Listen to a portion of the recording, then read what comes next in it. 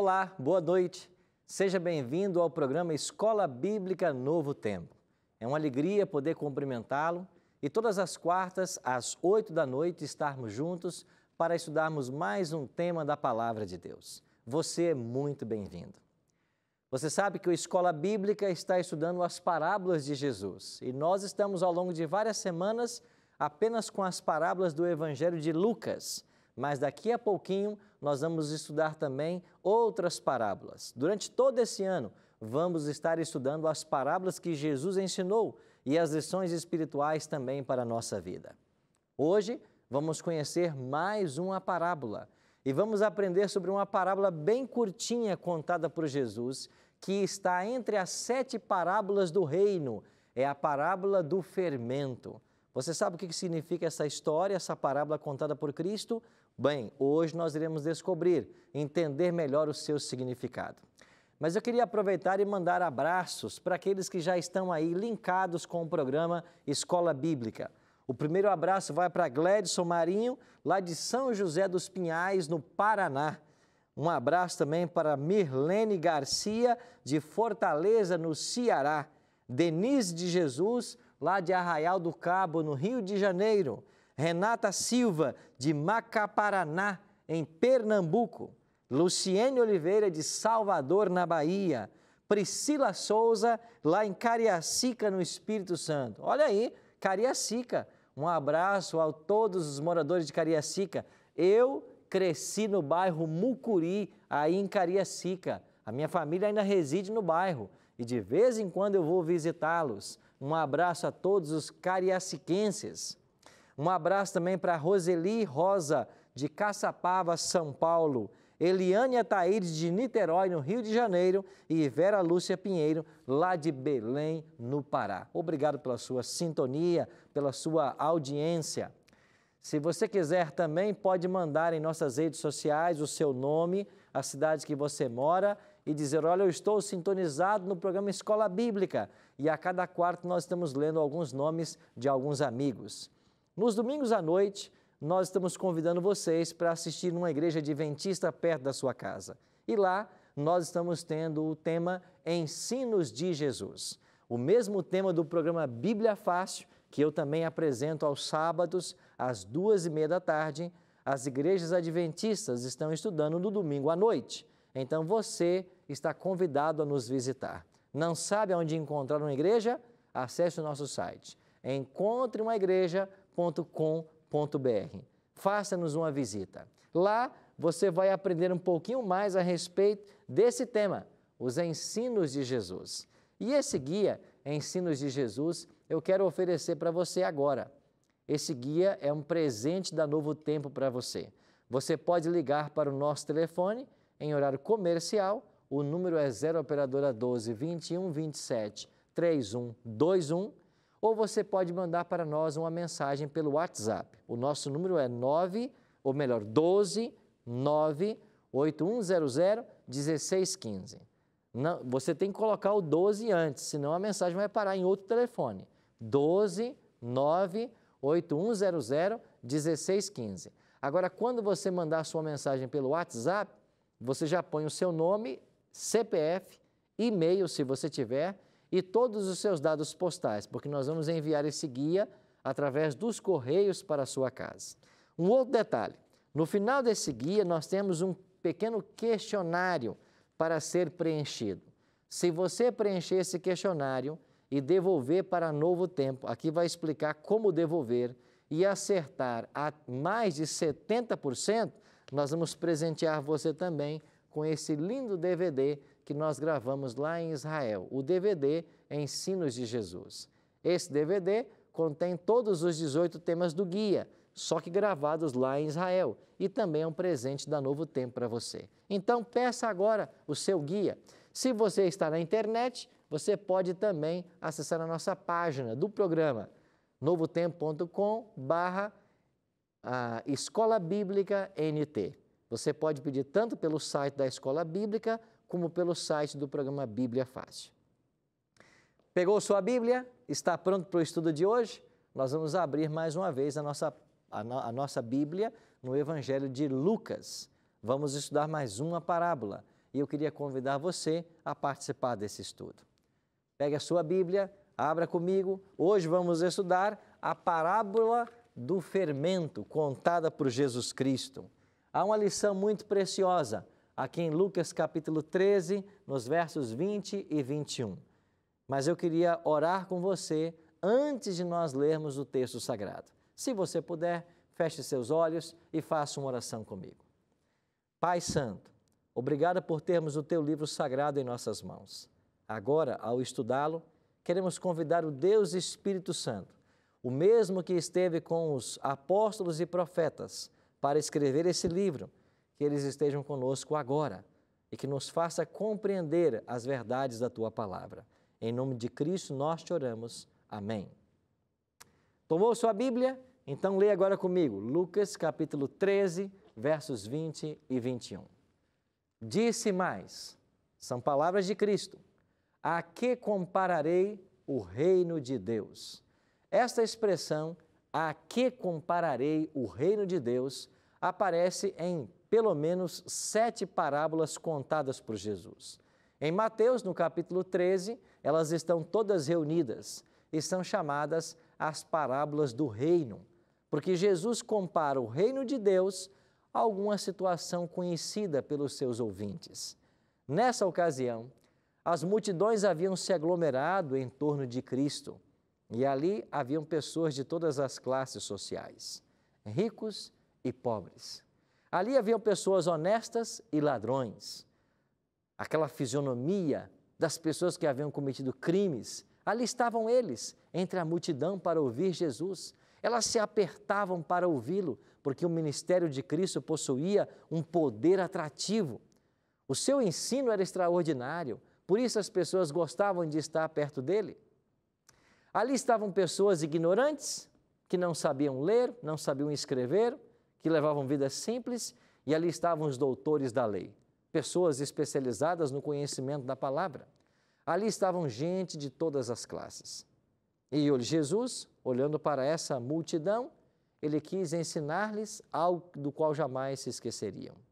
Interessante que os líderes religiosos que ali estavam no meio da multidão para ouvir a Jesus, olhando para o auditório de Cristo, eles se faziam uma pergunta: será que essas pessoas é que vão seguir a este homem? Será que o reino de Deus vai ser alcançado por essas pessoas, simples, pobres, ignorantes? A nação judaica se sentia melhor do que outras pessoas, do que outros povos.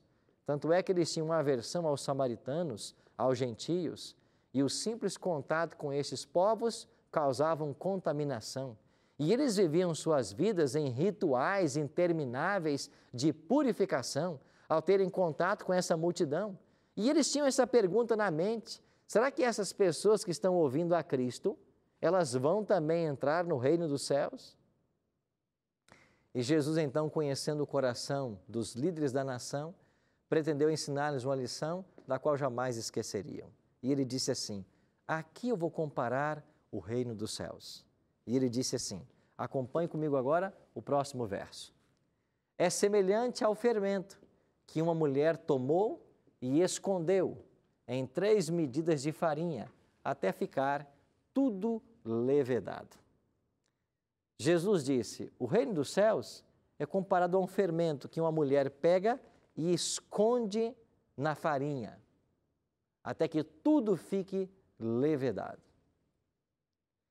Interessante que nos dias de Cristo, as pessoas plantavam, colhiam para se alimentar.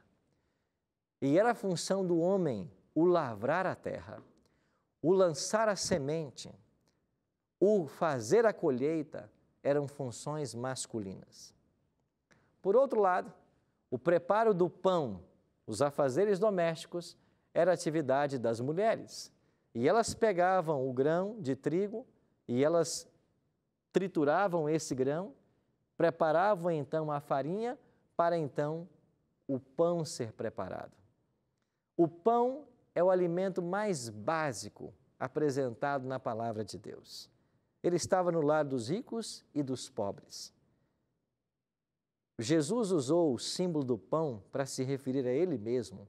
Eu sou o pão da vida. que desceu do céu. Jesus estava falando em coisas conhecidas pelos seus ouvintes. Eles sabiam, eles lidavam com o trigo, lidavam com o pão, eles lidavam também com o fermento. Jesus não está aqui comparando o reino de Deus ao fermento, porque na Bíblia o fermento é sempre símbolo do mal, símbolo também de pecado. Se você olhar para o Gênesis, para as histórias bíblicas, você vai perceber que tanto Abraão quanto Ló, quando prepararam pão para os anjos de Deus ou para o próprio Cristo que veio visitá-los, eles não usavam o fermento no pão. Você vai aprender também que quando o povo de Israel se preparava para a Páscoa, eles deveriam usar o pão asmo, pães asmos. Esse asmo quer dizer sem fermento. E por 7 dias antes da Páscoa, o fermento não deveria ser encontrado na casa de um israelita, porque o fermento simbolizava o mal, simbolizava o pecado. Quando você vai para a carta de Paulo aos 1 Coríntios, ele fala também sobre o fermento como um símbolo das maldades que haviam dentro da igreja e que um pequeno problema, se não resolvido, poderia influenciar toda a igreja, ou seja, levedar toda a massa. Mas Cristo não está aqui comparando o reino dos céus ao fermento. Cristo está comparando o reino dos céus à ação de uma mulher pegar um fermento, colocar na farinha para que ele levede a massa. Cristo está falando de um princípio que o fermento acaba sendo utilizado. O princípio da expansão, o princípio do crescimento. Ao colocar o fermento no meio da massa, imperceptivelmente, o fermento vai levedar a massa e vai provocar a expansão e o crescimento. Em outras palavras, Cristo está dizendo que o reino dos céus tem esta ação imperceptível de se expandir, de crescer. É justamente isso que Jesus quer chamar a atenção. Na parábola do Salvador, o fermento é usado para representar o reino de Deus.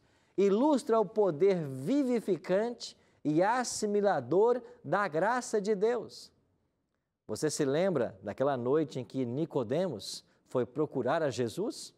Ele foi de noite porque ele não queria ser visto pelas outras pessoas com esse humilde mestre da Galileia. Mas quando ele se assentou ao lado de Cristo, ele tentou discutir teologia com Jesus e Jesus foi bem direto ao ponto e disse para Nicodemos: Nicodemos, te é necessário nascer de novo. E enquanto Cristo conversava com Nicodemos, Jesus apresentou um elemento a mais. Jesus disse: Nicodemos, o vento sopra e você não sabe de onde ele vem ou para onde ele vai. Você não o vê, mas você percebe claramente o efeito do vento na natureza, no balançar das árvores, na brisa que sopra em nosso rosto. Você não vê, mas você sente. Assim é aquele que é nascido de Deus. Jesus falava aqui sobre a ação do Espírito Santo sobre o coração humano. O Espírito Santo trabalha de forma maravilhosa, quase que imperceptível. E quando nós vamos dando mais espaço para o Espírito Santo, mais ele vai atuando em nossa vida. Não é assim que acontece com você? Você não se sente por vezes atraído para o homem de Nazaré? Você já percebeu como o Espírito Santo tem falado ao seu coração? E pouco a pouco você tem descido do pedestal da sua incredulidade, do seu ateísmo, do seu gnosticismo e tem se apaixonado pela simplicidade de Jesus? É perfeitamente isso que o Espírito Santo faz em nosso coração. O próprio Cristo disse: eu enviarei outro Consolador, o Espírito Santo, e quando ele vier, ele convencerá o mundo do pecado, da justiça e do juízo. É o Espírito Santo quem nos convence do pecado. Ninguém pode se arrepender senão pela ação do Espírito Santo no coração. É impossível ao ser humano arrepender-se por si próprio. Nós dependemos de uma ação sobrenatural, dependemos da influência divina em nossa vida. Amigos, 2 versos apenas possui esta parábola, mas que ensino precioso! Assim como o fermento leveda a massa, esta ação de expansão, de crescimento, é a ação do Espírito Santo no coração daquele que se mostra susceptível. E sabe o que mais ensina esta parábola? De que a ação do Espírito no coração muitas vezes não é vista, mas a aparência pode enganar, mas o conteúdo, a essência, não. Esta parábola foi uma preciosa lição que Jesus contou principalmente para os líderes da nação judaica. Essas pessoas entretinham uma forma de religião. Jesus até certa vez disse para eles: vocês são como sepulcros caiados, sepulturas bem pintadas. Por fora são belas, mas por dentro escondem o cadáver. Jesus fez nessas palavras uma severa crítica, uma religião formal, uma religião de aparência. Você percebe que o princípio do reino de Deus, ele vai mais ao fundo, ele vai além. Esta é a ação do Espírito Santo. Ela sempre vai além, ela vai mais ao fundo. E eu queria conversar um pouquinho com você nessa noite. Será que a nossa religião tem sido uma religião de aparência, uma religião de fachada? Será que nós estamos vivendo um cristianismo apenas para que as pessoas vejam, para que o nosso esposo, a nossa esposa saiba que vamos à igreja, que temos uma religião? Será que o nosso cristianismo, na sua essência, ele fala da nossa ligação com Cristo? Como somos nós quando ninguém está vendo? Essa é uma pergunta que eu queria que você respondesse nessa noite. A parábola fala sobre isso. E a parábola nos ensina que quando nós permitimos que o Espírito Santo venha para a nossa vida, ele começa, lá no mais íntimo da nossa alma, fazer e operar todas as mudanças que nós precisamos. E eu e você precisamos sempre ser subtível a esse Espírito para que, de fato, os milagres continuem acontecendo. Um outro detalhe que esse ensino nos chama a atenção: o fermento, algo totalmente externo, precisa ser introduzido na farinha antes de a alteração desejada efetuar-se. Assim é a graça de Deus. Ela precisa ser recebida pelo pecador antes de ele se tornar ou ser tornado apto para o reino da glória. Na história contada por Jesus, Jesus disse claramente que essa mulher, ela misturou fermento a 3 medidas de farinha. Você sabe quanto são essas 3 medidas de farinha? Aproximadamente 32 litros. Com 32 litros de farinha, você faz muito pão. O símbolo aqui fala a respeito também da abundante graça de Deus, que foi provida para a minha e para a sua salvação. Agora, o fermento é um elemento estranho, um elemento à parte da farinha. Ele precisa ser introduzido para que ele produza o efeito. Assim acontece com a graça de Deus. Se ela não for recebida no coração, as mudanças nunca vão acontecer. Eu estou pregando para alguém nessa noite que até tem simpatia pelo cristianismo, que até já pensou em algum momento tornar-se um seguidor de Jesus Cristo, mas talvez pela posição que você ocupa, talvez pela condição social que você tem, talvez pelo status que você conseguiu, você fique se perguntando: o que os meus pares vão dizer a esse respeito? O que as pessoas pensarão quando descobrirem que eu me tornei um cristão? Estou eu pregando agora para um professor universitário que circula pelas academias do Brasil e do mundo afora. Você tem ensinado matérias que aparentemente contrariam a religião, mas quando você tem pensado um pouquinho mais a respeito do tema, você percebe que a verdadeira ciência, ela não se desassocia da ideia de um Deus criador? Você já percebeu também que os títulos que você acumulou na vida, o seu doutorado, o seu pós-doutorado, a sua livre docência, isso finalmente não tem preenchido o vazio que há no teu coração? E sabe por que não tem preenchido, amigo? Porque o espaço que você tem vazio no teu coração, ele é do tamanho de Deus. Só Deus cabe aí. Porque você foi preparado para amá-lo, para servi-lo e para adorá-lo. A mudança que você precisa que aconteça na sua vida não pode ser produzida por um exercício mental. Você precisa da graça de Deus atuando na sua vida. Você precisa receber essa graça maravilhosa.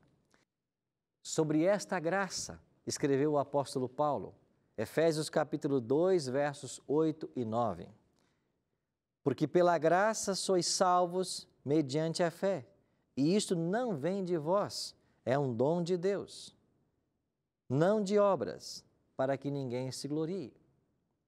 Porque pela graça sois salvos. Apenas a graça de Deus recebida no coração vai provocar todas as mudanças necessárias na vida para nós sermos salvos e estarmos no reino dos céus. Esta é a preciosa lição ensinada pela parábola do fermento.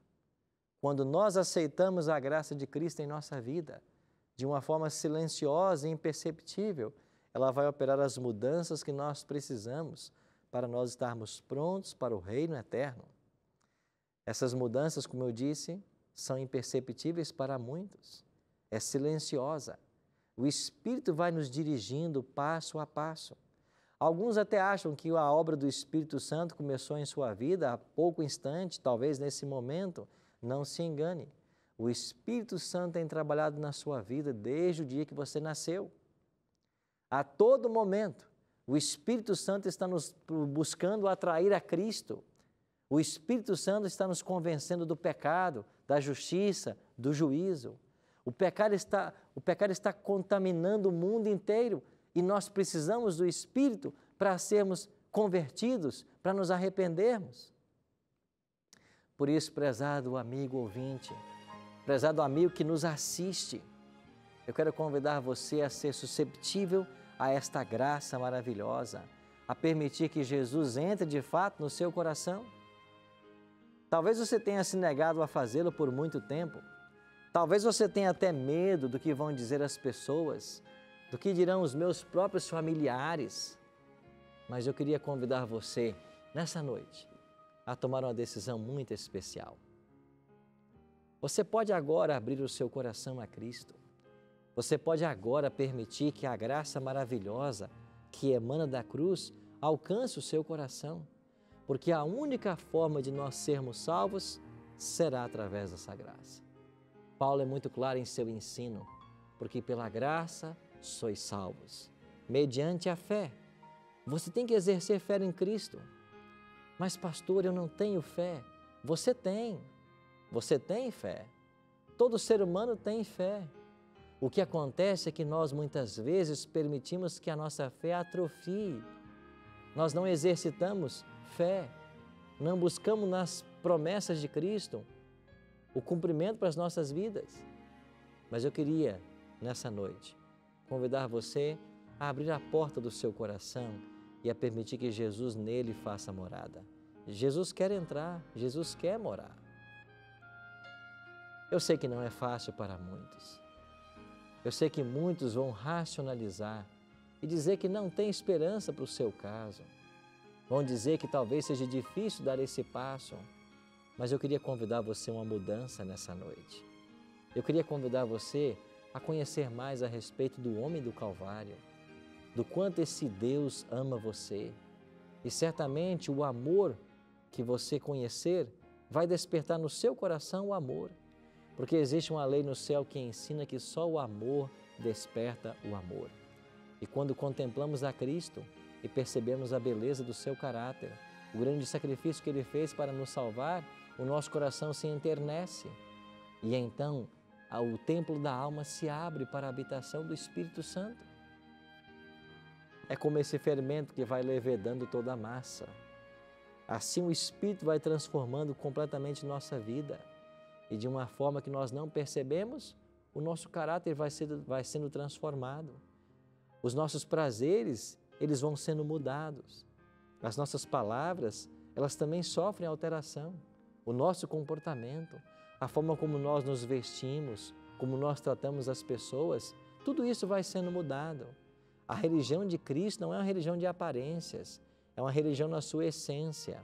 O verdadeiro cristianismo, ele é exemplificado no dia a dia, nas práticas cotidianas.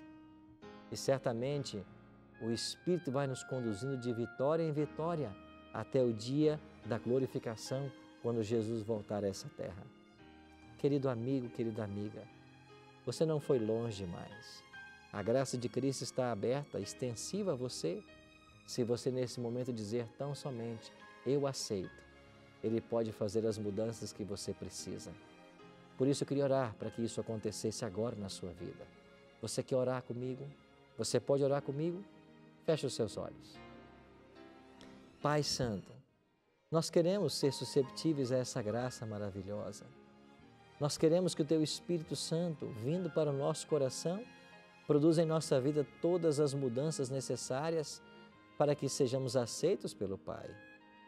Nós queremos entender que o Teu amor pode motivar-nos a tal ponto de Te amarmos. E então a nossa vida será completamente diferente, porque nós estaremos vivendo na Tua presença. Pai, olhe agora para este amigo, para esta amiga, que nesse instante também estão abrindo o seu coração ao Senhor. Aceita, Pai, essa entrega.